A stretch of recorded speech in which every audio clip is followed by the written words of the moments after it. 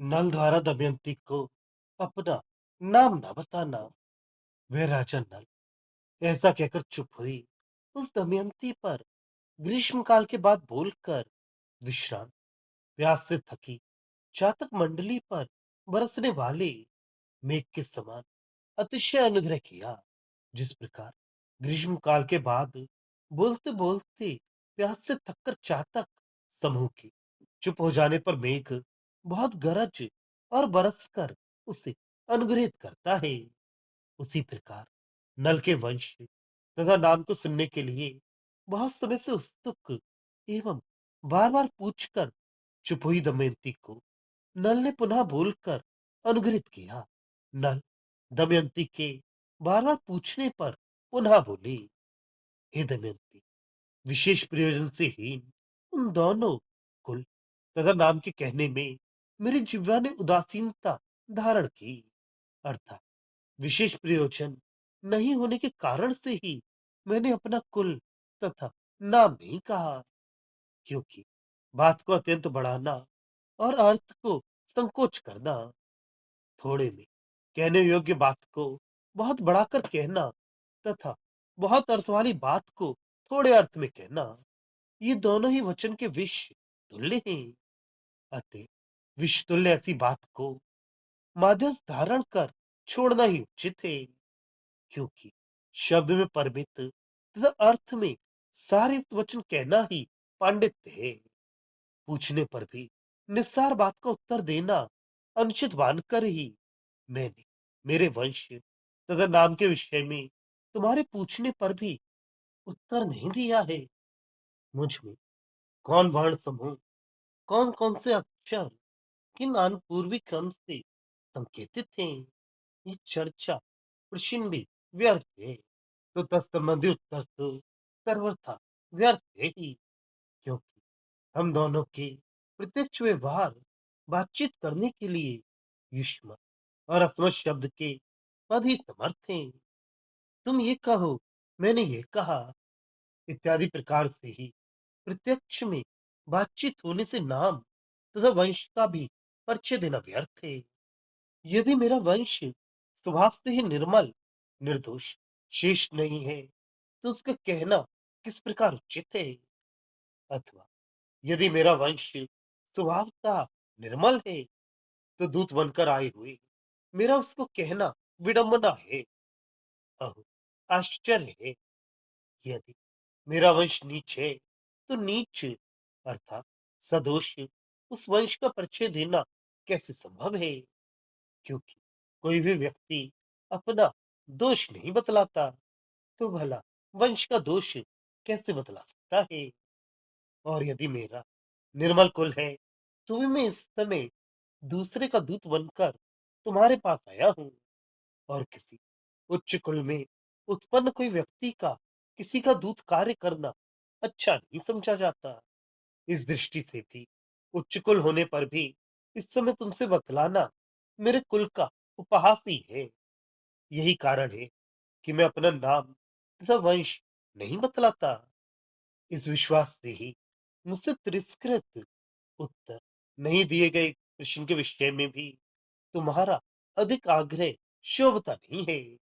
अथवा इस विश्वास से ही मैंने कुल नाम के उत्तर देने का तिरस्कार किया है, अर्थात कुल नाम नहीं बतलाए हैं। तुम्हारा भी उस विषय में अधिक आग्रह शोभता नहीं है। इस समय दिक्पालों के प्रतिवाचक संदेश का प्रत्युत्तर की वृत्ति तुम्हारे वचनों का श्रम उचित है, अर्थात इंद्रादि दिक्पालों के संदेश देना युक्त है। निरर्थ मेरे नाम तथा कुल के उत्तर के लिए आग्रह छोड़कर प्रासंगिक दिक्पालों के संदेशों का उत्तर देना उचित है। अथवा तथापि कुल तथा नाम के नहीं बतलाने के कारण कहने पर भी, हे आग्रहशील, आग्रह करने वाली दमयंती, परमित वचन से थोड़े शब्दों में उत्तर देने से इस विषय में तुम्हारी उत्कट इच्छा को मैं क्यों ना रोक दूं, अथवा इच्छा का क्यों नहीं अनुरोध करूं, अर्थात अनुकूल बनकर उत्तर दे दूं। चंद्रवंश चंद्रकुल चंद्रूप बास का करीर बालक अंकुर अर्थात कपोल ही मुझको सुनकर तुम सफल आग्रह वाली नहीं हो क्या? अर्थात अवश्य ही सफल आग्रह वाली हो। जिस प्रकार बांस में बड़े बड़े बांस उत्पन्न होते, उनमें छोटे से कोपल का कोई विशिष्ट स्थान नहीं रहता, उसी प्रकार चंद्रवंश में बहुत से बड़े राजा हो चुके हैं। उनमें से मैं एक बालक अप्रसिद्ध सामान्य व्यक्ति हूँ। मेरा कोई विशिष्ट स्थान नहीं है। इस प्रकार कहते हुए नल ने अपने को प्रकाशित नहीं किया, अपितु अपने को साधारण बतलाकर छिपाया है। महापुरुषों के आचार की ऐसी परंपरा है कि सज्जन लोग अपना नाम नहीं लेते। इस कारण मैं उससे नाम को कहने के लिए उत्साह इच्छा नहीं करता हूँ, अर्थात कहना नहीं चाहता, क्योंकि आचार छोड़ने वाले की लोग निंदा करता है। अतः मैं बड़ों के आचार को त्याग कर आत्मनिंदा कराना नहीं चाहता। इसी कारण अब तुम्हें भी मेरा नाम जानने के लिए आग्रह नहीं करना चाहिए। शत्रुओं का अपकारक, शत्रुओं को मारने वाले, भोक्ता होने के कारण सबको संतप्त करने वाले, शार निपुण, शरतकालीन मोर के समान ये नल ये वचन कहकर चुप हो गए। नल के चुप होने के बाद इस नल के पद पद प्रत्येक पद में अनुराग को धारण करने वाली विदर्भ देश कुमारी दमयंती शरद ऋतु आने से इस मयूर के चुप होने के बाद मुख राग चोंच की लालिमा को प्रत्येक चरणों में धारण करते हुए हंसी अर्थात राजहंसी, राजहंस का मुख और पैर लाल होते हैं, उसके समान वचन को ग्रहण किया, अर्थात बोली। वर्षा ऋतु में मयूर की बोली प्रिय होती है, शरद ऋतु में मयूर की बोली में रुक्षता आ जाती है और वे शरद ऋतु के आने पर चुप हो जाता है तथा राजहंसी मधुर बोलने लगता है।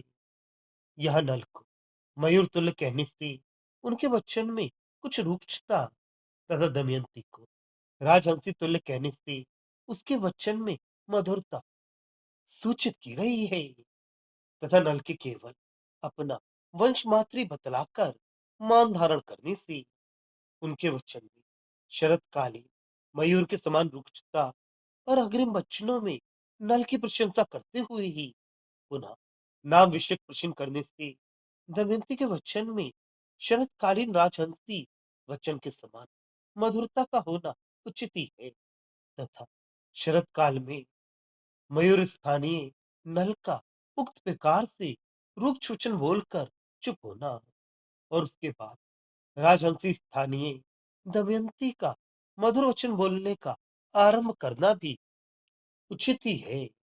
आप चंद्रवंश के आभरण हैं, ये सुनने पर भी मेरा विशेष संदेह ये नल है या दूसरा कोई और है। इस प्रकार का नाम विषयक संदेह दूर नहीं होता है, अतः आप अपना नाम बतलाकर मेरा संदेह सर्वथा दूर कर दीजिए। कुछ विषयों नाम आदि में मौन तथा कुछ विषयों कहाँ से आई कहाँ आई इत्यादि में अत्यंत विस्तृत हम इंद्रादि दिक्पालों के पास से तुम्हारे ही यहाँ अतिथि आए हैं, उनके संदेश लाए हैं इत्यादि बहुत विस्तृत आपके बोलने की चतुराई है, यह आश्चर्य है। आप मेरे कुछ प्रश्नों का उत्तर न देकर तथा कुछ प्रश्नों का बड़ा चढ़ाकर उत्तर देकर जो मुझे ठगने की चतुरता कर रहे हैं, इससे मुझे बड़ा आश्चर्य होता है।